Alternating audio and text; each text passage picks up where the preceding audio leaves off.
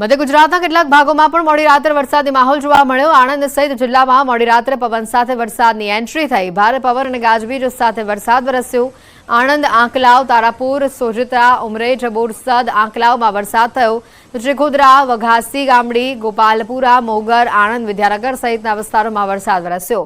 આંકલાવ, બોરસદ, પેટલાદ, ખંભાતમાં પણ વરસાદ થયો। વરસાદના આગમનથી વાતાવરણમાં ઠંડક પ્રસરી જવા પામી છે।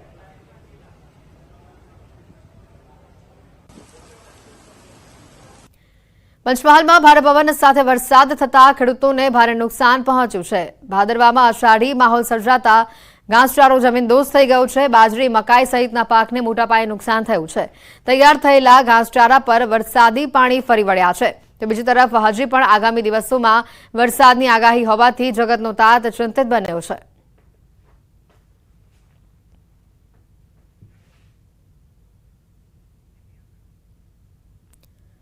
વિવિધ અલગ અલગ જે રીતે વિસ્તારોમાં વરસાદી માહોલ છે, અલગ અલગ તસવીર પણ આપણે બતાવી રહ્યા છે। પૂરના પ્રકોપના કારણે બિહારના અનેક વિસ્તારના હાલ બેહાલ થઈ ચૂક્યા છે। ત્યારે ભાગલપુરમાં પૂરના કારણે અનેક લોકો ઘર વિહોણા થઈ ચૂક્યા છે। કેટલાક લોકોનું સ્થળાંતર તો કેટલાક લોકો ઘરની છત ઉપર કે રસ્તા ઉપર રાત્રિ પસાર કરી રહ્યા છે। અનેક વિસ્તાર જળમગ્ન થઈ ચૂક્યા છે।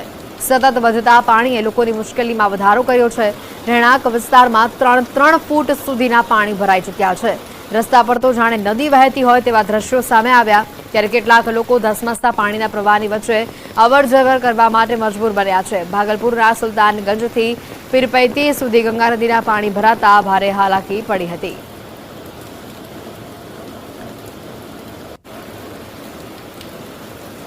ડાંગમાં પણ ભારે વરસાદ જોવા મળી રહ્યો છે। રાજ્યમાં ભારે વરસાદની સ્થિતિ છે। વલસાડમાં પણ ભારે વરસાદ જોવા મળી રહ્યો છે। દાહોદમાં વરસાદની સ્થિતિ છે। પંચમહાલમાં પણ વરસાદ વરસી રહ્યો છે। હાલ દક્ષિણના ઘણા જિલ્લામાં રાતથી જ વરસાદી માહોલ જામેલો જોવા મળી રહ્યો છે।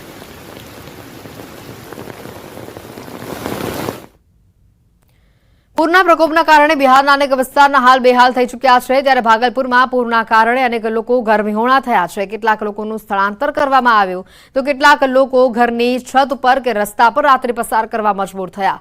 અનેક વિસ્તાર જળમગ્ન થઈ ચૂક્યા છે। સતત વધતા પાણીએ લોકોની મુશ્કેલી વધારી છે। રહેણાંક વિસ્તારમાં 3 ફૂટ સુધીના પાણી ભરાયા છે। રસ્તા પર તો નદી વહેતી હોય તેવા દ્રશ્યો સામે આવ્યા છે। કેટલાક લોકો ધસમસતા પાણીના પ્રવાહની વચ્ચે અવરજવર કરતા પણ જોવા મળ્યા। ભાગલપુરના સુલતાનગંજથી પીરપૈતી સુધી ગંગા નદીના પાણી ભરાતા ભારે હાલાકી લોકો વેઠવી રહ્યા છે।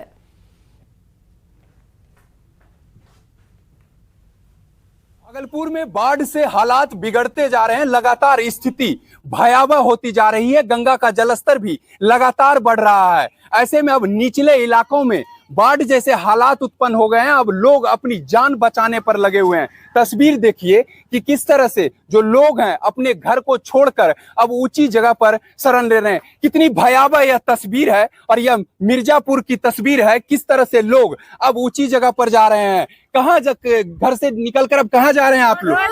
एक सेकंड रुकिए। रोड पे जा रहे हैं। डर नहीं लग रहा है बच्चे डर को? बहुत लगता है। डर तब हिला होता है, डर लगता है बाहर जाने में। जान बचाने के लिए रोड पे जा रहे हैं। पूरे परिवार के साथ अब जा रहे हैं? हाँ, रोड पे जा रहे हैं जान बचाने के लिए। क्या स्थिति है दादी? डूब रहा है। डूब रहे हैं? अब जान बचाने के लिए हम रोड पर जा रहे हैं। खा पिया नहीं मिलता है। कितने दिन से खाना नहीं खाए हैं? 4-5 दिनों से खाना नहीं मिलता है। देखिए कि कितनी यह भयावह स्थिति जो है मिर्जापुर में उत्पन्न हो गई है। अब लोग धीरे धीरे अपने घर से निकलकर ऊंची जगह पे जा रहे हैं। घर में पानी भर आया है पूरी तरह से और लोग अपनी जिंदगानी बचाने में जुटे हुए हैं। इससे भयावह तस्वीर और क्या हो सकती है? ये देखिए कि बच्चों को पीठ पर लेकर और अपने घर को छोड़कर अब ये सभी महिलाएं अपने पूरे परिवार के साथ ऊंची जगह पर शरण लेने को मजबूर हो गए हैं। बता दें कि लगातार भागलपुर में बाढ़ से हालात बेकाबू होता जा रहा है। निचले इलाकों में स्थिति भयावह हो गई है। लोगों की जिंदगानी पानी पानी हो गई है। विकास कुमार सिंह, न्यूज 18 भागलपुर। અને હવે વાત કરીશું મહામુકાબલાની।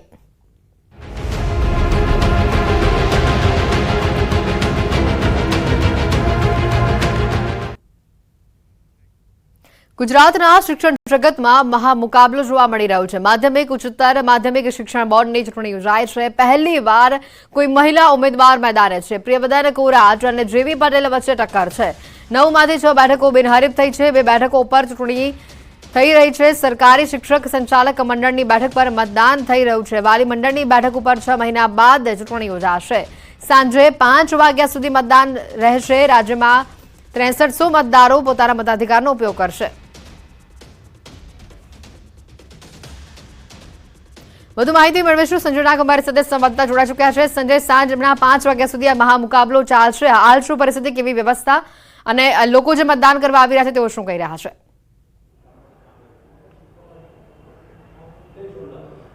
બિલકુલ હેતવી, ગુજરાત માધ્યમિક અને ઉચ્ચતર માધ્યમિક શિક્ષણ બોર્ડની આ અતિ મહત્વની બેઠક જે છે તેમાં પ્રતિષ્ઠાનો જંગ અત્યારે જોવા મળી રહ્યો છે ને કાંકરિયા દિવાન બલ્લુભાઈ જે સ્કૂલ જે છે ત્યાં અત્યારે આ મતદાન કેન્દ્ર છે ને ત્યાં મતાધિકારો જે છે તેમના મતનો જે છે તે ઉપયોગ કરી રહ્યા છે. ખાસ કરીને 9 બેઠકો પૈકી 6 બેઠકો જે છે તે બિનહરીફ થઈ છે અને 2 બેઠકો પર જે છે તે મહામુકાબલો અત્યારે જોવા મળી રહ્યો છે ને જેમાં કહી શકાય કે મતદારો જે છે તે પોતાના મતાધિકારનો ઉપયોગ કરી રહ્યા છે.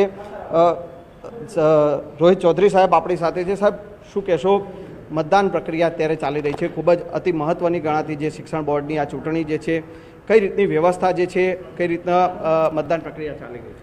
જી, આજે ગુજરાત માધ્યમિક અને ઉચ્ચતર માધ્યમિક શિક્ષણ બોર્ડની ખંડ 7 અને ખંડ 8ની ચૂંટણીનું આયોજન છે.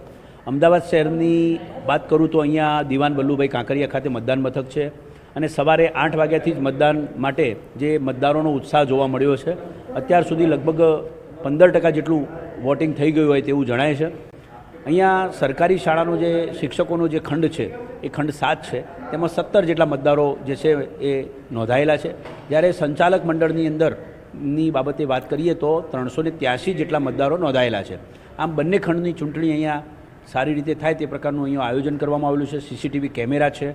બંને જે ખંડના જે ઉમેદવારો છે એ ઉમેદવારો જે છે એમના મતદાન માટેના જે એમના એજન્ટ છે, ચૂંટણીના એજન્ટ, તેઓ પણ અહીંયા ઉપસ્થિત છે. એટલે એ રીતે જોવા જઈએ તો અહીંયા નિષ્પક્ષપાતે ચૂંટણી થાય અને તે પ્રકારનું આખું આયોજન છે. બહાર કોઈ પણ પ્રકારનો અનિચ્છનીય બનાવ ન બને તે માટે પોલીસ બંદોબસ્ત પણ અહીંયા આપવામાં આવેલો છે.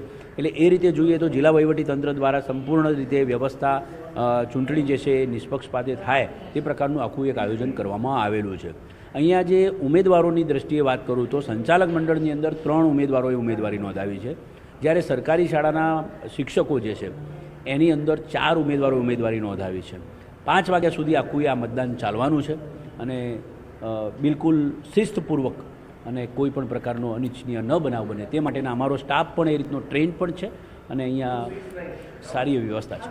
બિલકુલ, તો શાંતિપૂર્ણ માહોલમાં અને શિસ્તબદ્ધ રીતે અત્યારે મતદાન પ્રક્રિયા જે છે તે હેતવી જોવા મળી રહી છે. ખાસ કરીને શાળા સંચાલક મંડળની જે બેઠક જે છે અને આ ઉપરાંત માધ્યમિક ઉચ્ચતર માધ્યમિકના શિક્ષકના જે પ્રતિનિધિ માટેની જે ચૂંટણી, એટલે 2 બેઠકો માટે અતિ મહત્વની જે ગણાતી જે આ ચૂંટણી જે છે તે અત્યારે યોજાઈ રહી છે અને તેની મતદાન પ્રક્રિયા અત્યારે ચાલી રહી છે અને કોઈપણ પ્રકારનો અનિચ્છનીય બનાવ ન બને તેને લઈને તમામ પ્રકારની વ્યવસ્થા સાથે અત્યારે ચૂંટણી જોવા મળી રહી છે. જી બિલકુલ સંજય, આભાર માહિતી બદલ. સમાચારોમાં હાલ રોકાઈશું એક બ્રેક માટે.